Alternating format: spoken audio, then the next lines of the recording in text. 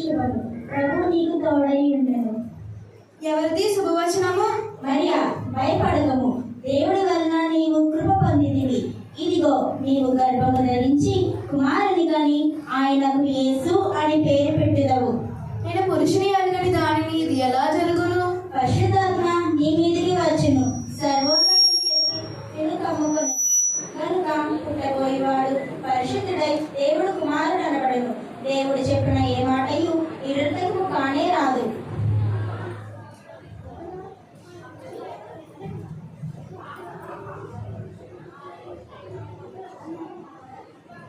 యోసేపు ప్రవేశించుకుంటుండగా తనలో తాను ఆలోచించుకుంటున్నాడు. మరియా గర్భవతి అయిందంట. దేవా, ఈ అవమానాన్ని నేను ఎలా భరించను? మరియా నా భార్యగా ఎలా స్వీకరించను? మరియా నా భార్యగా స్వీకరించడం జరగని పని. ఆమెను రహస్యంగా విడనాడతాను. యోసేపుకు స్వప్నంలో దేవదూత ప్రత్యక్షమైంది. యోసేపు, దావీదు కుమారుడైన యోసేపు, నీ భార్య అయిన మరియను చేర్చుకున్నటకు భయపడకము. ఆమె గర్భవతి అయినది, పరిశుద్ధాత్మ వలన కలిగినది. ఆమె ఒక కుమారుని కనును. తన ప్రజలను వారి పాపాల నుండి ఆయనే రక్షించెను. కనుక ఆయనకు యేసు అని పేరు పెట్టెదవు. యోసేపు దేవుని దూత ఆ మాటలు నేను స్పష్టంగా విన్నాను. అయ్యో, నేనెంత పొరపడ్డాను. మరియా పరిశుద్ధాత్మ వలన గర్భం ధరించిందన్నమాట. మరియని నా భార్యగా స్వీకరించి దేవుని ఆజ్ఞను శిక్ష వహిస్తాను.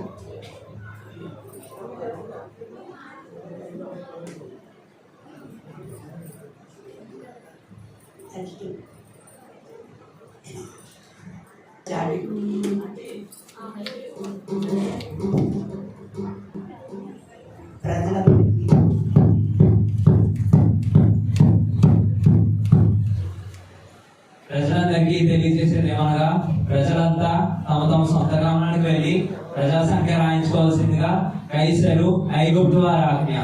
ఈ ఆజ్ఞ కనుక ఎవరైనా మీరినట్టయితే ఖచ్చితంగా శిక్షింపబడతారండో.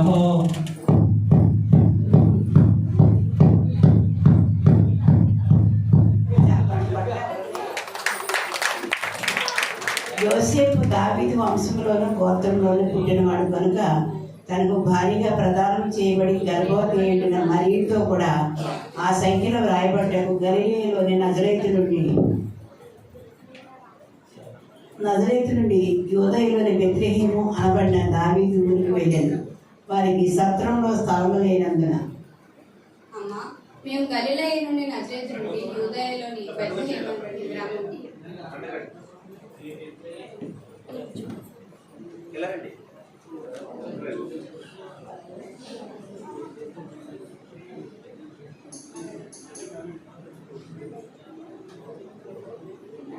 యోసేపు మరియా వెళ్తూ, అమ్మా, మేము గలిలయలోని నజరేతు నుండి యూదయలోని బెత్లెహేము అనే గ్రామం నుండి వచ్చి తిని నా భార్యకు ప్రసవ దినం నిండాను. అందుకో మాకు ఒక గది ఇప్పించవలసిందిగా కోరుకుంటున్నాను.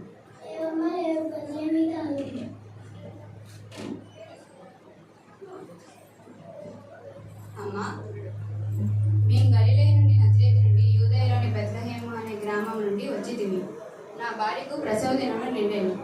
అందుకే ఒక గది పెంచవలసిందిగా కోరుకుంటున్నాను. లేవమ్మా, లేవు, గదులేం ఖాళీ లేవు.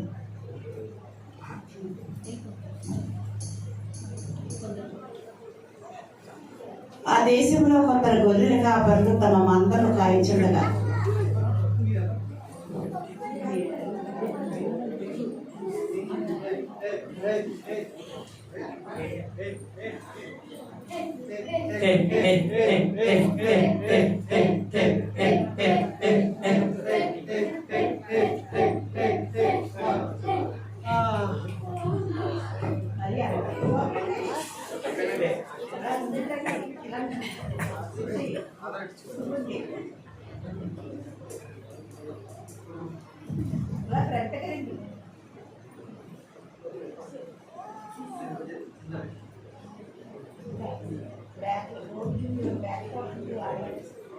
Pintu suruh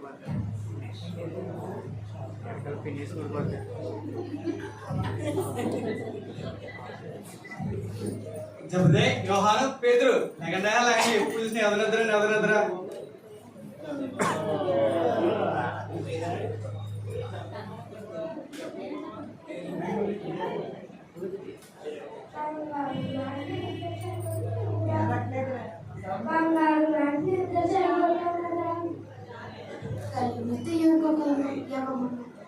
మీరు అట్టగా పడుకోండి అంతలో ఈ తొడలు వచ్చి గొర్రెని గుడుకోమంటుంది ఈ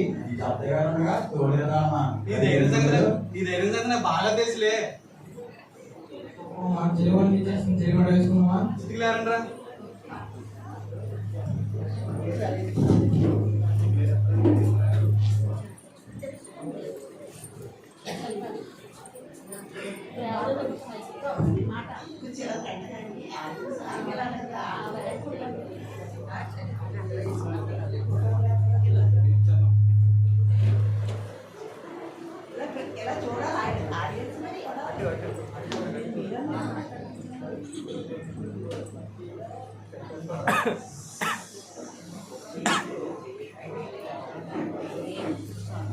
దేవదూత ప్రత్యక్షమైంది.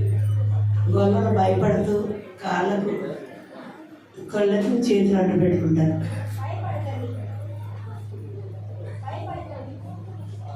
భయపడకండి.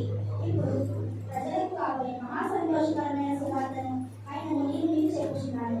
దావీదు పట్టణమందు నేడు రక్షకుడు ఒకడు పుట్టి ఉన్నాడు. ఆయన ప్రభువైన క్రీస్తు. దానికి ఇదే ఆనవాళ్ళు. ఒక శిశువు కొద్ది గుడ్డలతో చుట్టబడి తొట్టిలో పడుకుని ఉండడం మీరు చూస్తారు.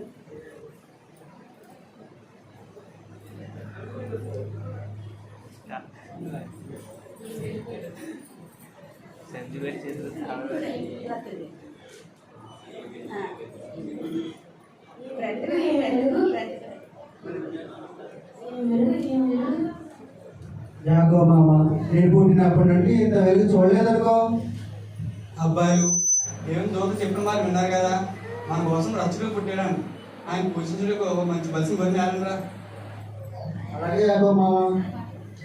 రాజు నాకు రాజు పుట్టినన్నయ్య, రాజు నాకు రాజు పుట్టినన్నయ్య, రారి చూద్దాం మన వెళ్ళుదామన్నయ్య, రారి చూద్దాం మన వెళ్ళుదామయ్య, రాజు నాకు రాజు పుట్టినన్నయ్య.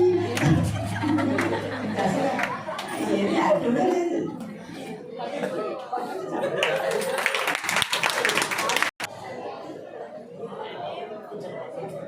అది హేరోదు రాజు ఆస్థానం.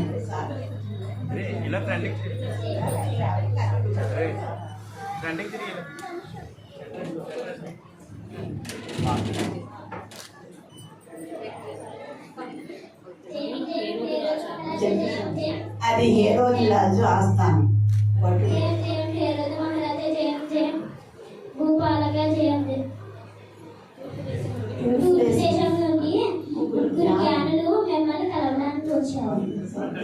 పెట్టుమో చిత్తం ప్రభు.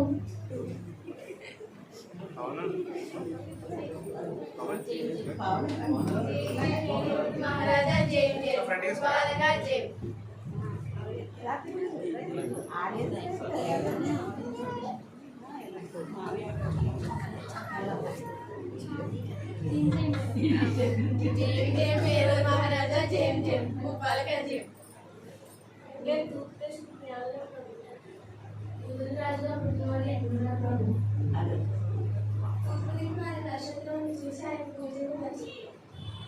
ఏమి ఈ హేరోదు రాజు బ్రతికి ఉండగా యూదులను ప్రార్థించుటకు వేరొక రాజుకుంటుడే.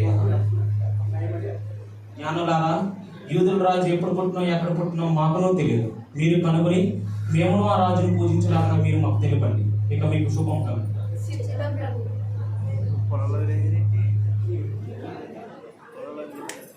ఎవరక్కడ? వెంటనే శాస్త్రుల పరిశీలన ప్రవేశపెట్టుము.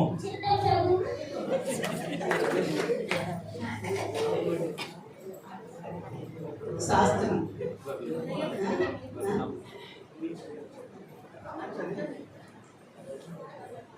జయం జయం హేరోదు మహారాజా జయం.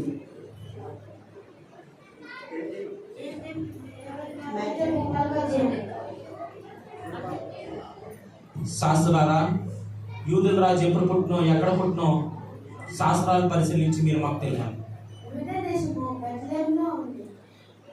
ఎందుకనగా యూదా దేశపు బెత్లెహేము నేను యూదా ప్రధానులలో ఎంత మాత్రము అల్పమైన దానికి కావు.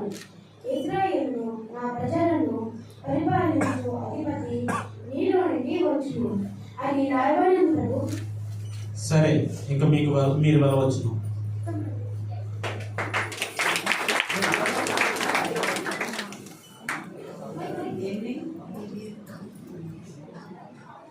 ఏమి ఈ హేరోదు రాజు బ్రతికి ఉండగా యూదులను పాలించుటకు వేరొక రాజు పుట్టి బ్రతికొట్టయా?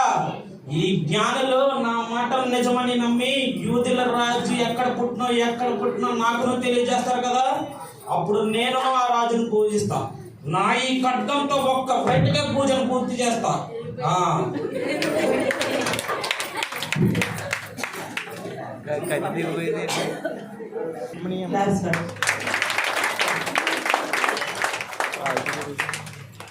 అందరూ